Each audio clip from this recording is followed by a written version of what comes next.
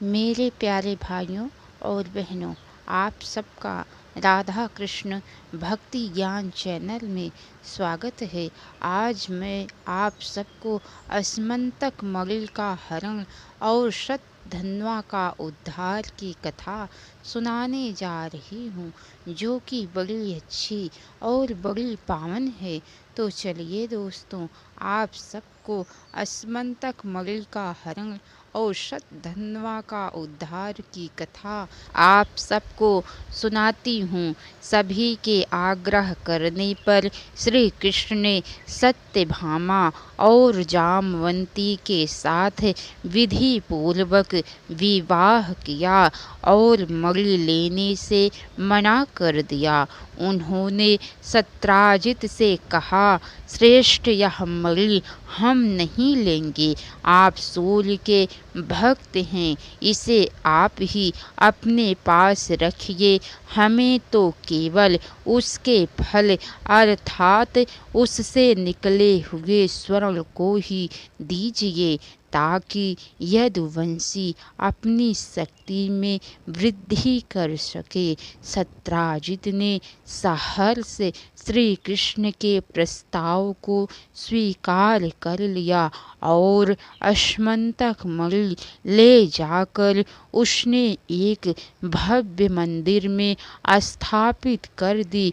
वहीं रहकर वह रात दिन उसकी पूजा करने लगा। श्री कृष्ण और बलराम को लाक्षागृह में पांडवों के जल कर मर जाने का समाचार मिला तो वे शोक व्यक्त करने के लिए हस्तिनापुर चले गए। वहां जाकर उन्होंने भीष्म पितामह, धृतराष्ट्र, कृपाचार्य, विदुर, गांधारी और द्रोणाचार्य आदि से मिलकर पांडवों और उनकी माता कुंती के निधन पर शोक व्यक्त किया, क्योंकि कुंती रिश्ते में उनकी बुआ लगती थी। इधर द्वारका में श्री कृष्ण और बलराम के न रहने से कृतवर्मा और अक्रूर को अवसर मिल गया। उनकी नज़र उस बहुमूल्य अस्मंतक मणि पर थी। उन लोगों ने शतधन्वा नाम के व्यक्ति को बुलाया और उससे अस्मंतक मणि को चुरा कर ले जाने के लिए कहा। उन्होंने कहा, शतधन्वा, सत्राजित ने अपनी कन्या सत्यभामा का विवाह हमसे करने का वचन दिया था, परंतु उसने हमारा तिरस्कार करके उसका विवाह श्री कृष्ण के साथ कर दिया। तुम इस मणि को मंदिर से उठा लो, और यदि सत्राजित तुम्हारा विरोध करे तो उसे मार डालो। शतधन्वा कृतवर्मा के बहकावे में आ गया। उसने लोभवश मंदिर में ही सत्राजित का वध कर दिया और मणि को चुराकर वहां से भाग खड़ा हुआ। उसने मणि ले जाकर अपने घर में छिपा दी। सत्यभामा को अपने पिता के वध पर बड़ा शोक हुआ। वह विलाप करने लगी। तब महाराज उग्रसेन और वसुदेव ने उसे समझा बुझाकर शांत किया और उसके पिता के शव को सुरक्षित रखने के लिए तेल के कड़ाह में रखवा दिया। हस्तिनापुर में जब श्री कृष्ण को सत्राजित की मृत्यु का समाचार मिला तो वे तत्काल द्वारका आए और सत्राजित की विधिवत दाह क्रिया संपन्न कराने के उपरांत अस्मंतक मणि को शतधन्वा से छीनने का प्रयास करने लगे। शतधन्वा को जब इस बात का पता चला तो उसने कृतवर्मा और अक्रूर से सहायता मांगी, परंतु उन्होंने उसकी सहायता करने से साफ मना कर दिया। तब निराश होकर और अपनी जान बचाने के लिए उसने मणि अक्रूर के पास रख दी और एक तेज गति वाला अश्व लेकर वहाँ से भाग गया। उसे भागते देख श्री कृष्ण और बलराम भी अपने रथ पर सवार होकर उसके पीछे भागे। मिथिलापुर के निकट एक उपवन में शतधन्वा का घोड़ा गिरकर मर गया तो वह पैदल ही भागने लगा। तब श्री कृष्ण ने अपने सुदर्शन चक्र से उसका सिर धड़ से अलग कर दिया। उसके मरने पर जब अश्मंतक मणि उसके वस्त्रों में खोजी गई तो वह वहाँ नहीं मिली। तब श्री कृष्ण को बड़ा दुख हुआ कि उन्होंने व्यर्थ ही इसे मार डाला। तब बलराम ने श्री कृष्ण से कहा, हे कृष्ण, इसने निश्चय रूप से अश्मंतक मणि द्वारका में ही किसी के पास छोड़ रखी है। तुम वहाँ जाकर उसका पता लगाओ। मैं कुछ समय के लिए विदेहराज के पास जाना चाहता हूँ। श्री कृष्ण की सुकृति पाकर बलराम मिथिला नगरी चले गए और श्री कृष्ण द्वारका लौट आए।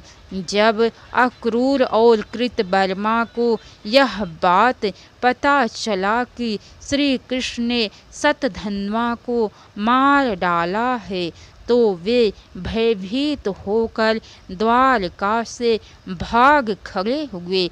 वे मणि भी अपने साथ लेते गए। इससे द्वारका वासियों को अनेक अनिष्टों और कठिनाइयों का सामना करना पड़ा।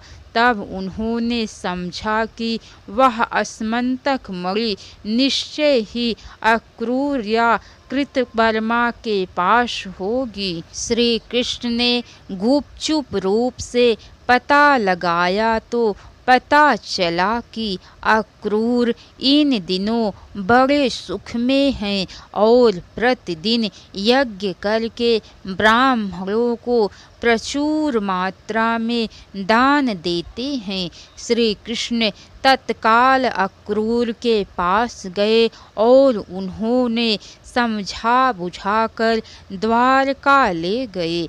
उन्होंने इस शर्त पर उन्हें बुलाया था कि वे मणि को बलराम को दिखा भर दे ताकि उन्हें विश्वास हो जाए। उसके बाद वे उस मणि को अपने पास ही रखें, क्योंकि वे धर्मात्मा हैं और अपने परिजनों का हित चाहने वाले हैं। अक्रूर ने वैसा ही किया।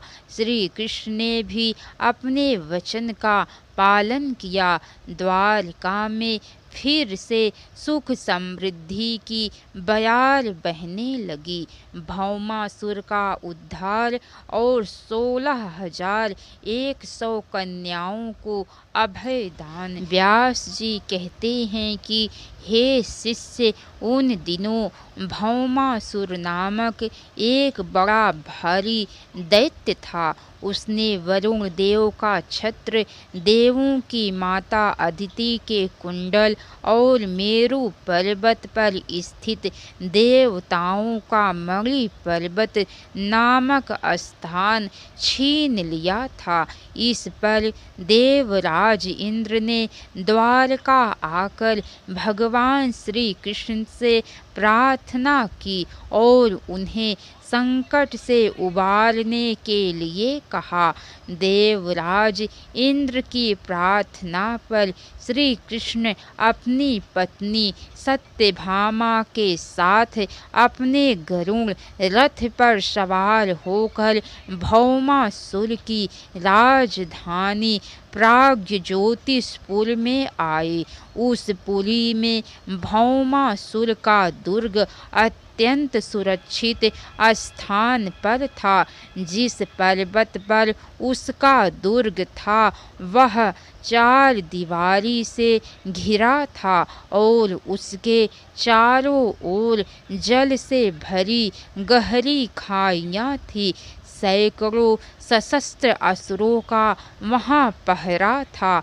वहाँ पहुँचकर भगवान श्री कृष्ण ने अपना 5 जन्य शंख बजाया तो 5 भयानक सिरों वाला भौमासुर नामक वह दैत्य नींद से जागकर बाहर आया। वह अग्नि के समान प्रचंड और प्रलयकालीन शूल के समान तेजस्वी था।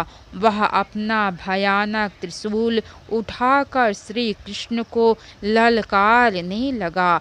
उसी समय श्री कृष्ण ने अपने सुदर्शन चक्र से उसके त्रिशूल को काट गिराया और उसके 5 सिरों को भी काट डाला। उसके मरने पर उसके पुत्रों ने भगवान पर आक्रमण किया पर वे भी मारे गए। तब देवताओं ने उन पर पुष्प वर्षा की और उनकी वीरता में स्तुति गान किया। इसके आगे की कथा दोस्तों आप सबको कल सुनने को मिलेंगी। तो कैसी लगी कथा लाइक करके कमेंट बॉक्स में ज़रूर बताइएगा। अगर हो सके तो एक बार शेयर भी ज़रूर कीजिएगा। तो बोलिए भगवान श्री कृष्ण की जय। राधे राधे दोस्तों। हर हर महादेव।